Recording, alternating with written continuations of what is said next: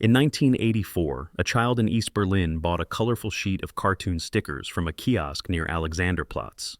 He stuck one on his school notebook, only for his teacher to quietly report the incident to the Stasi. By that evening, the boy's home had been searched. What could possibly be hidden in a children's sticker that terrified East Germany's most powerful intelligence agency?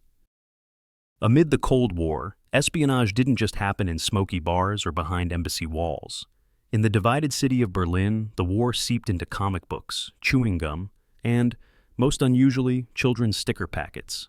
This story dives into how something as innocent as a sticker became a tool for coded communication in one of the most paranoid regimes in the world. In the gray concrete arteries of East Berlin, surveillance wasn't just a state policy, it was a way of life, a philosophy embedded in the very foundation of the German Democratic Republic. The Ministry for State Security, or Stasi, operated as the ever-watchful eye, infiltrating every aspect of public and private life, with an obsession for control unmatched even among the most rigid regimes of the Eastern Bloc. Hidden microphones lined apartment walls. Informants were embedded in classrooms, factories, and apartment buildings. It was a society where trust was not just discouraged, it was dangerous. Friends whispered, neighbors listened, and even children, naive as they seemed, were quietly groomed to observe and report. At school, students were taught to be vigilant, not just for ideological deviations in textbooks, but for behavioral anomalies in their classmates. A classmate suddenly wearing Western clothes, speaking with a strange accent, or doodling unfamiliar symbols could warrant suspicion. Reporting such things wasn't considered betrayal. It was patriotic duty. The Stasi had learned early that absolute control wasn't about arresting enemies. It was about ensuring that every citizen feared becoming one. They recruited not just agents, but everyday people. Bakers, librarians, mothers, janitors, even teenagers. By the early 1980s, 1 in 60 East Germans was an informant. Countless others were targets. Yet the system, as omnipresent as it was, had a fatal flaw. It saw everything, but it didn't always understand what it saw. The vast machinery of surveillance was overloaded by reports, many of them banal or misinterpreted. A whispered joke in a tram might launch an investigation. A child's sketch might be scrutinized by a linguist for hidden messages. But sometimes, when something truly insidious passed through the cracks, disguised not in the language of espionage, but in the colorful innocence of childhood, the Stasi's hypervigilance proved strangely blind. And nowhere was that weakness more evident than in the case of the stickers. These weren't just any stickers. Sold in ordinary kiosks and toy shops, they bore cute animals, playful rockets, cartoonish suns and stars.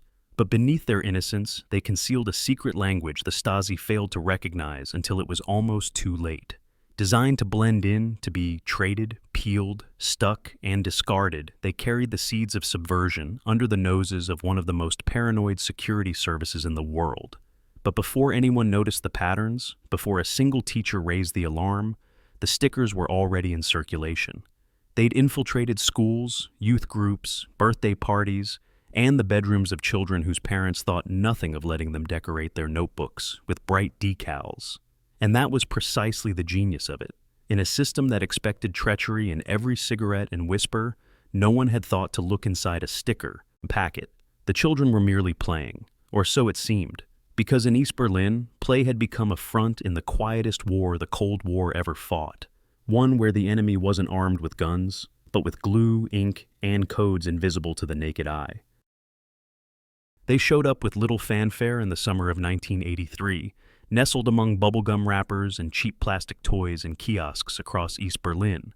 Packets of cheerful, colorful stickers that seemed like an innocent slice of Western influence, tolerated only because their designs were just ambiguous enough to escape censorship. The front of each packet read, Kinderglanz, fröhlicher Spaß für all, child shine, joyful fun for everyone, and inside were 5 to 7 stickers featuring cartoon animals with exaggerated eyes, swirling numbers, gleaming stars, and abstract shapes that resembled both kaleidoscopic patterns and vaguely geometric hieroglyphs. Unlike the drab state-issued art children were accustomed to, these were glossy, vibrant, and irresistibly strange. Within weeks, the stickers had become an underground currency among students, especially in schools located near the Friedrichshain and Prenzlauer Berg districts. Kids began obsessively trading for specific ones: a fox with a spiral tail, a monkey clutching 5 glowing orbs, a frog composed entirely of triangles. At first, parents and teachers wrote it off as a fad, the way children sometimes fixate on seemingly meaningless things. But then came the whispers. Lucas from Class 6B refused to trade away his duplicate of the Rocket with 5 Stars sticker, claiming it was special. Sabine from Class 5A cried when hers went missing, even though it was just a blue bear with a crooked smile. Some children even claimed certain stickers were rare, not because they were beautiful, but because they meant something. One teacher at Schule 28, a former engineer demoted for failing to join the Socialist Unity Party, noticed that some stickers weren't made with standard adhesive. They wouldn't peel, or they tore instantly when tugged, as if they were never meant to be removed at all.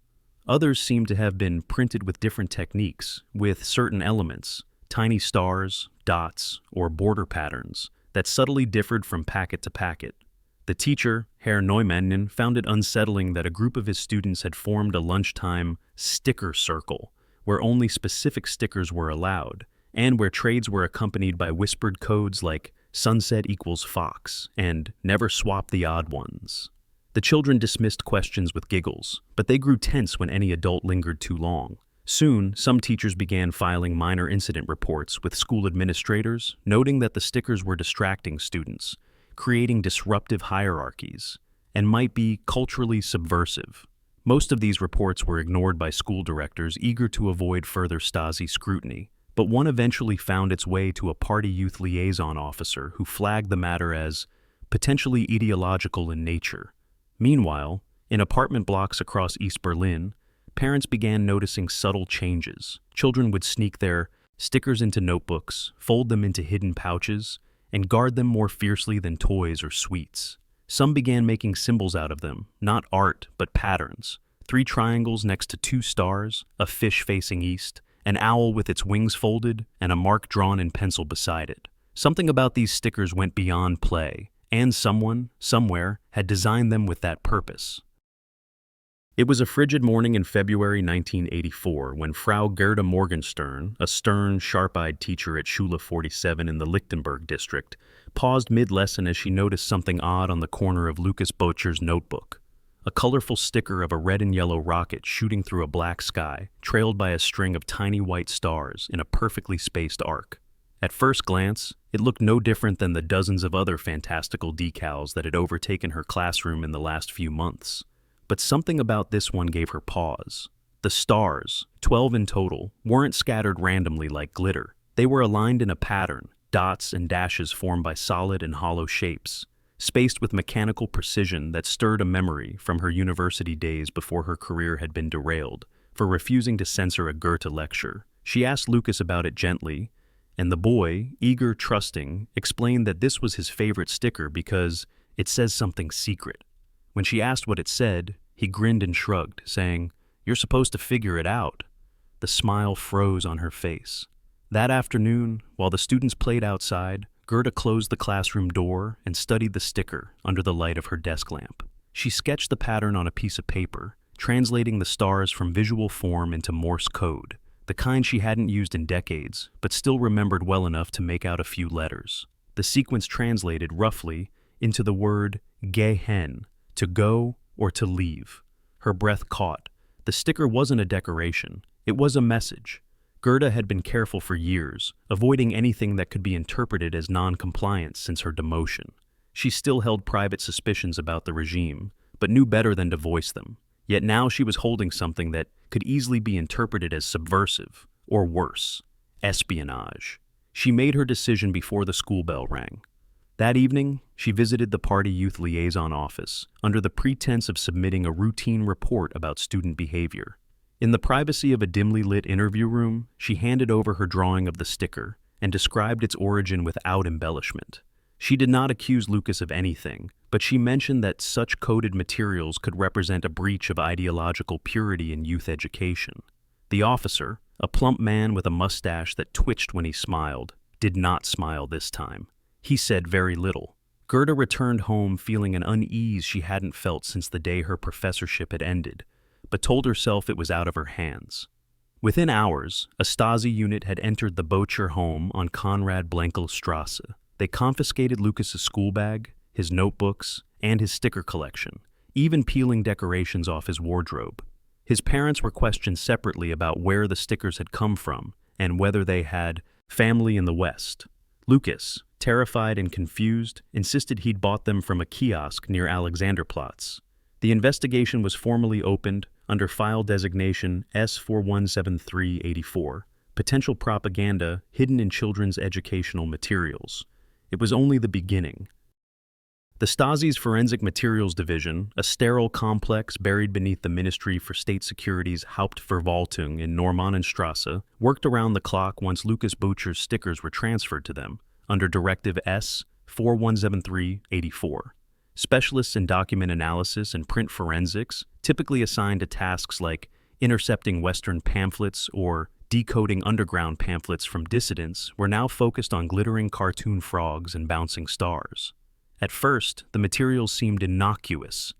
Cheap ink, adhesive residue, and cellulose-backed sheets typical of low-cost children's products. But it was one particular sticker, the now infamous rocket-trailing 12 precise stars, that changed everything.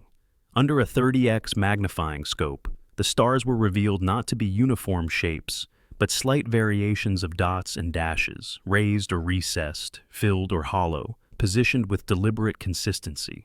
A code specialist named Fisher, an aging former radio operator with failing eyesight but impeccable recall, transcribed the pattern and confirmed Gerda Morgenstern's suspicions. It spelled Gehen. And further testing of the accompanying stickers revealed more such encoded messages.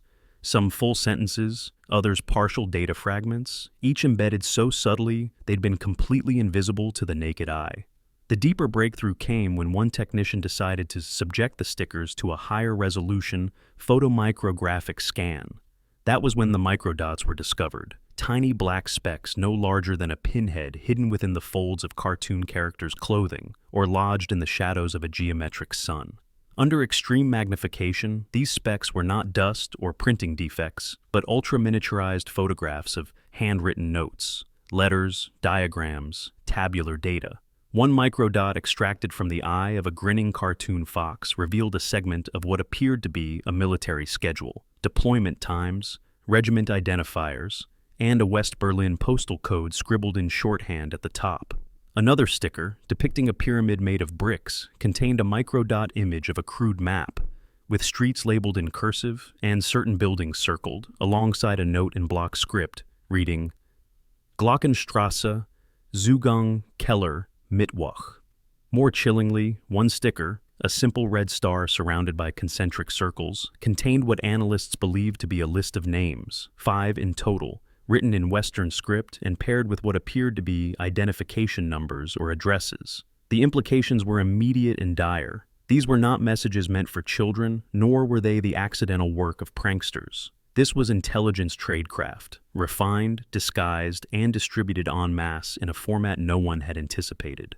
The mix of Morse patterns and embedded microdots suggested 2 levels of communication, a simple surface layer for basic passphrases or triggers, and a hidden layer for more complex data intended for handlers or Western assets. The methodology hinted at insider access to printing facilities and a deep understanding of espionage concealment tactics. Whoever was behind this had found a way to turn something as innocent and unsuspicious as children's stickers into a new kind of dead drop, one that could pass through checkpoints, school bags, and dinner tables without raising suspicion. The Stasi's report classified the matter as unprecedented intelligence breach, Class 1, and sealed the findings under the highest confidentiality rating. The sticker operation wasn't just clever, it was dangerous, and it was working. At first, the prevailing theory in the dimly lit conference rooms of the Stasi's Hauptverwaltung was simple and familiar. This had to be the work of Western intelligence. The microdots, the Morse code hidden in children's stickers, the bizarre precision of design, it all smelled of CIA cunning or MI6 cleverness, the kind of psychological subversion tactic that East German counterintelligence had trained to depict and dismantle. The Americans had a history of smuggling and propaganda through balloons and leaflets. Why not through sticker packets now, appealing to the most unsuspecting demographic of all? Initial reports flowed up the chain suggesting the packets were of Western origin, smuggled in through the black market, likely printed in West Berlin and brought over by covert couriers. But as the investigation deepened, that theory began to collapse. Procurement records showed that the packets were distributed through entirely domestic channels, authorized vendors, state-controlled supply routes, even state-certified packaging. None of the usual West Berlin smuggling networks were implicated. One officer traced the production line to a small, seemingly unremarkable East Berlin manufacturer called VEB Spielzeugbild GmbH, a company supposedly dedicated to educational toys and children's craft supplies.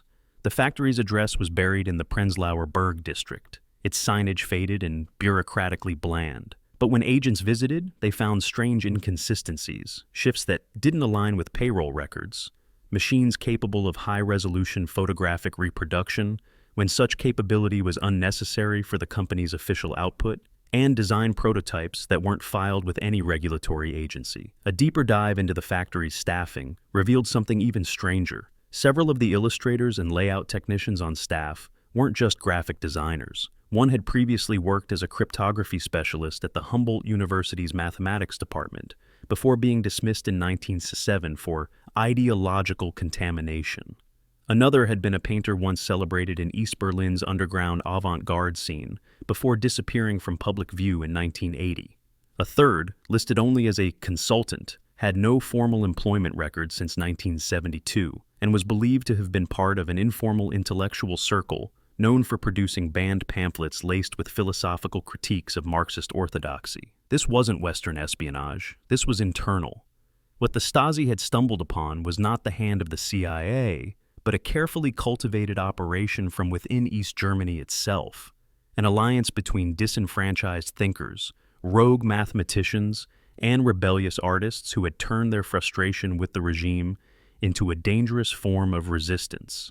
They had weaponized innocence, camouflaged rebellion and whimsy, and done so using the very systems the state trusted. That discovery chilled the Stasi more than any CIA theory could. The enemy wasn't at the border. The enemy was already inside, and it had access to state machinery. Worse still, it had imagination. And in a regime built on predictability, conformity, and fear, imagination was the most dangerous weapon of all. The sticker packets weren't foreign infiltrations. They were homegrown viruses, born from the minds of those the state thought it had silenced, now resurrected in glue and ink and spreading through the hands of its children. The operation would come to be known by a name that struck both irony and fear into the hearts of Stasi officers: Kindermund, child's mouth, a title that mocked the very innocence it relied upon. The network's brilliance lay in its simplicity. Rather than rely on diplomats or double agents, it transformed East German schoolchildren into unwitting carriers of sensitive information. Once the rogue designers and former mathematicians, embedded within VEB Spielzeugbild GmbH, had perfected their microdot embedding process and fine-tuned the sticker cipher grids, they initiated the second, bolder phase of the plan: distribution. The stickers, disguised as state-approved educational materials or sold under the guise of harmless entertainment, made their way into schoolyards across the GDR. Children, oblivious to their role in a subversive intelligence pipeline, would eagerly trade packets during recess, stick them onto notebooks, swap them between schools during athletic meets, and share their favorites in youth clubs, unknowingly ensuring that encoded messages were rapidly dispersed throughout the educational system. At predetermined schools, carefully selected agents, posing as janitors, assistant librarians, or trusted teachers, would scan for specific patterns or collect certain sticker designs handed off by children with code word instructions like, "Give this to Frau Winter, she likes owls." These embedded operatives would then extract the targeted stickers and deliver them, often through hollowed-out textbooks or lunchboxes, to dead-drop locations that seemed innocuous, inside the boiler room of a school, under the floorboard of a maintenance closet, or hidden within art supply crates destined for regional educational offices.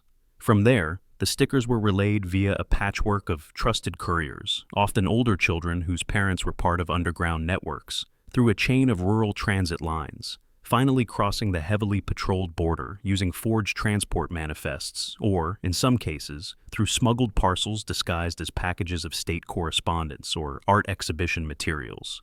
The encoded content varied wildly: troop movements near Dresden, the schedule of a secret police convoy, photographs of weapons manufacturing inside hidden industrial centers, and names, always names, of suspected collaborators, defectors, or those arrested under sealed charges. The entire system functioned with eerie efficiency, thanks to a modular architecture. No courier knew the full scope, no teacher could identify more than a single upstream contact, and children were incapable of grasping the significance of their own enthusiasm. In one instance, a 10-year-old girl at a school in Leipzig unknowingly carried in her sticker album the locations of 4 known Soviet-run interrogation sites, delivered to her by a substitute art teacher who praised her taste in colorful geometry animals. What terrified the Stasi most was not just that this was happening, but that it had been happening for over a year before they even noticed. Kindermund had outsmarted a surveillance regime designed to notice everything by slipping into the one demographic the state trusted blindly. The mouths of children had become the messengers of treason, and no one had even thought to listen. The fracture in Operation Kindermund finally widened into a crack when, during a routine loyalty audit of state employees, a 56-year-old lithographic technician named Ulrich Voss was flagged for inconsistencies in ideological performance reviews at VEB Kinderpress, the state-run children's publishing house responsible for everything from school books to sticker packets. Voss, a quiet man with a pale complexion and the kind of forgettable demeanor that made him ideal for background labor, had worked at the factory for over 20 years, largely unnoticed. He never spoke at workers' assemblies, declined promotions, and consistently clocked overtime during night shifts, behavior that once signaled diligence, but now, under a tightening security climate following the sticker scandal, triggered suspicion. When auditors from the Ministry for State Security pulled his employment records, they noticed several troubling overlaps. His night shifts often coincided with unauthorized variations in sticker plate blueprints, subtle design anomalies that had been chalked up to production errors. But what truly alarmed investigators was that Voss had access to both the mechanical plate engraving process and the final visual approval step, a rare combination of roles in the strictly compartmentalized workflow. Arrested in his modest Köpenick flat during a pre-dawn raid, Voss was brought to Hohenschönhausen for interrogation. Initially silent, he endured 27 hours of isolation and psychological pressure before finally speaking. His confession was as understated as his life. He admitted that, beginning in late 1982, he had used his access to modify printing plates, mostly sticker templates, with microscopic alterations, extra stars, geometric substitutions, and hidden arrangements of seemingly decorative dots. These weren't random. They were codes, and Voss didn't invent them alone. He claimed he received mathematical sequences through shortwave radio broadcasts, encoded in the pauses between classical music tracks aired from what he described as a cultural station in the Baltic Band. These broadcasts, he insisted, were not Western, but operated by an underground East German intellectual cell. Using a notebook filled with hand-drawn matrices and sine wave diagrams, later recovered from a hollowed-out compartment in his kitchen wall, Voss demonstrated how he interpreted the mathematical sequences to generate image modifications that would pass visual inspection while embedding binary and trinary cipher structures within sticker designs. He received no money, no promises, no contact with the larger network. His motivation, he told interrogators, was philosophical. Children, he reportedly said, deserve to speak truths even when their parents cannot. His quiet rebellion had enabled the production of more than 600,000 coded stickers across 3 known product lines, many of which had already been distributed across East German schools by the time of his arrest. Under further questioning, Voss named no collaborators, whether out of loyalty, ignorance, or fear remained unclear. What the Stasi did learn was that Voss had kept meticulous records not for glory, but to ensure precision.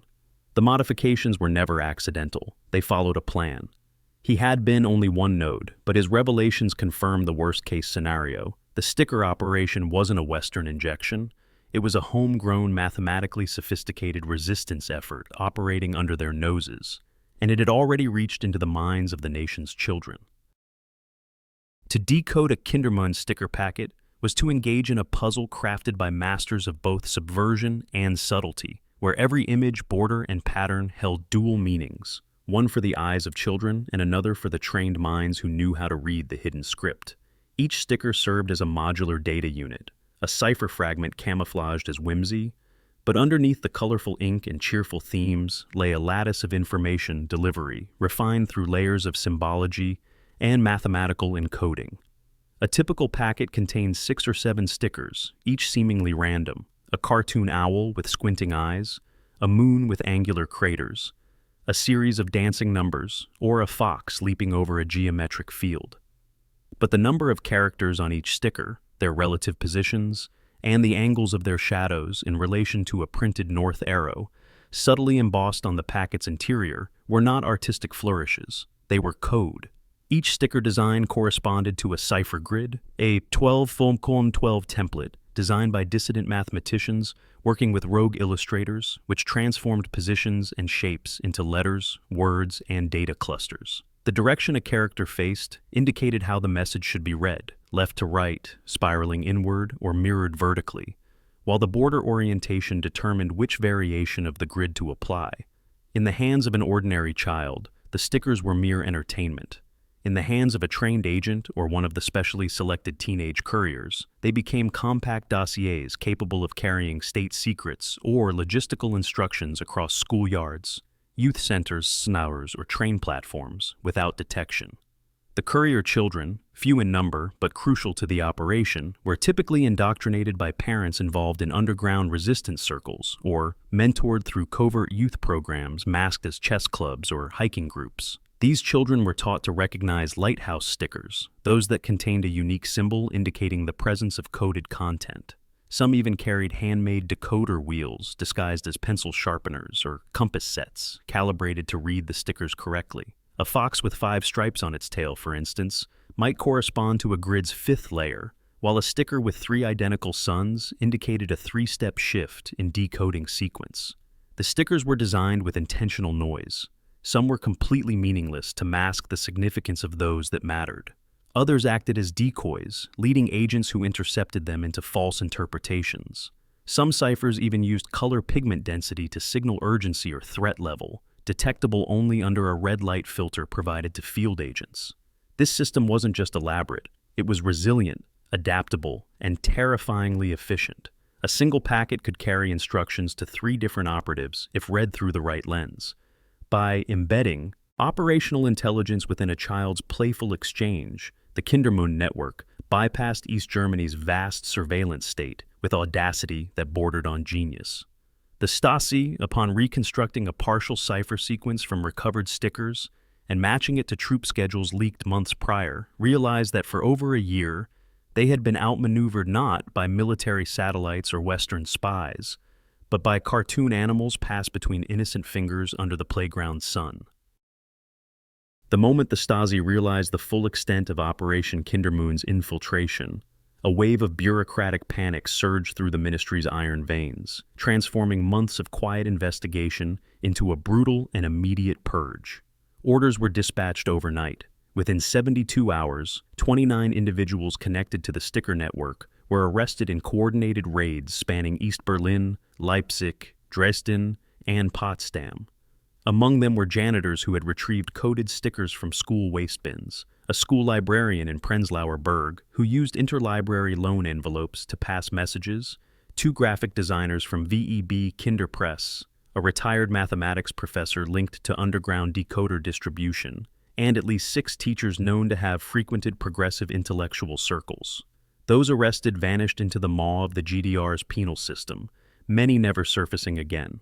Some were confirmed sent to Hohenschönhausen, East Berlin's notorious pretrial detention center, where interrogations were conducted in silence and the air itself reeked of disinfectant and fear. Others were listed as relocated in internal memos, code that often meant indefinite detention, psychological breakdown, or death by natural causes conveniently occurring in windowless cells. Ulrich Voss, the traitor printer, was never seen in public again after his final testimony, his fate sealed under a blanket of classified proceedings. The sticker packets, once so ubiquitous and beloved, were immediately banned under an emergency directive signed by the Minister for Education and the Minister for State Security. A national recall was initiated, and parents were instructed via school communiques to surrender any sticker products associated with undesirable capitalist aesthetics. Entire production lines at VEB Kinder Press were shut down, and kiosks were visited by men in civilian clothes who confiscated stock under veiled threats of economic sabotage.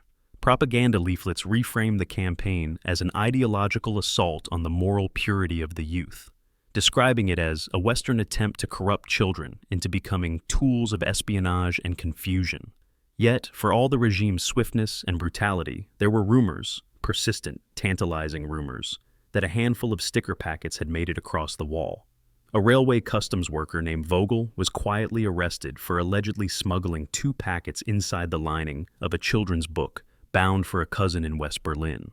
A low-level Stasi archivist later claimed to have seen a file referencing a defector named Mareike H., whose escape had been coordinated using stickers passed through a school chess club in Jena. And in the West, Radio Free Europe broadcast vague references to child messengers and the coded truth of youth, implying that at least some of the information hidden in the stickers, names of political prisoners, details of secret police networks, even possible escape routes, had reached Western hands.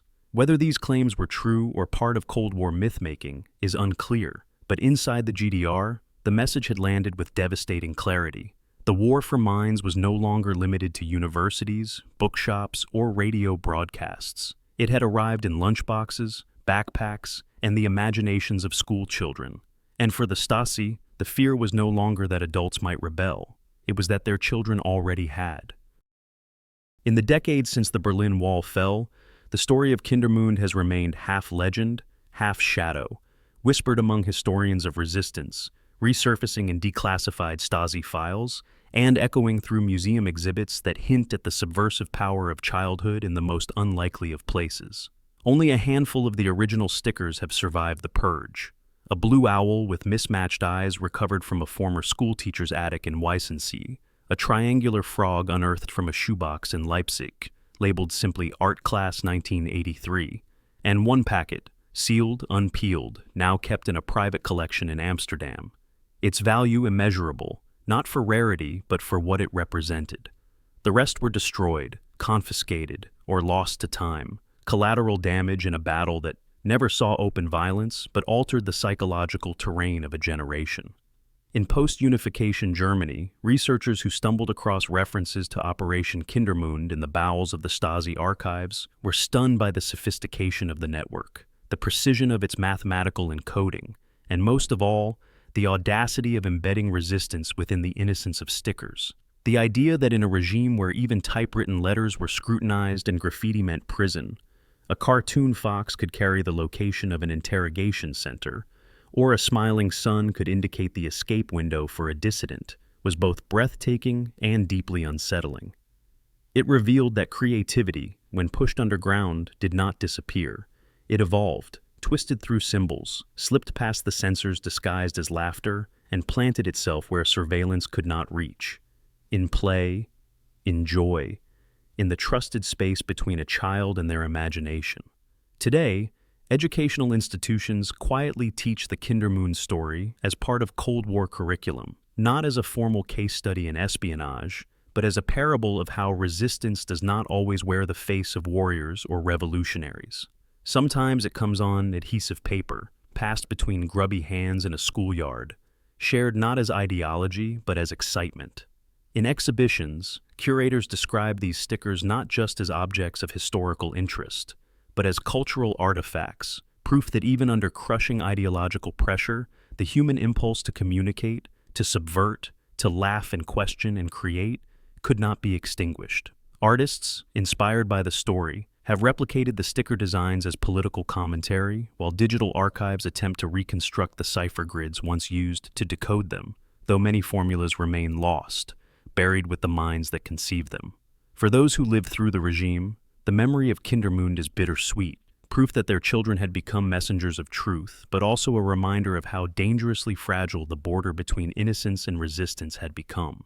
And in the broader memory of East Berlin, a city once divided by fear, the legacy of those playful decals remains etched not in marble monuments or victory parades, but in the quiet, defiant act of turning a child's toy into a whisper against tyranny. The stickers, though nearly gone, still speak.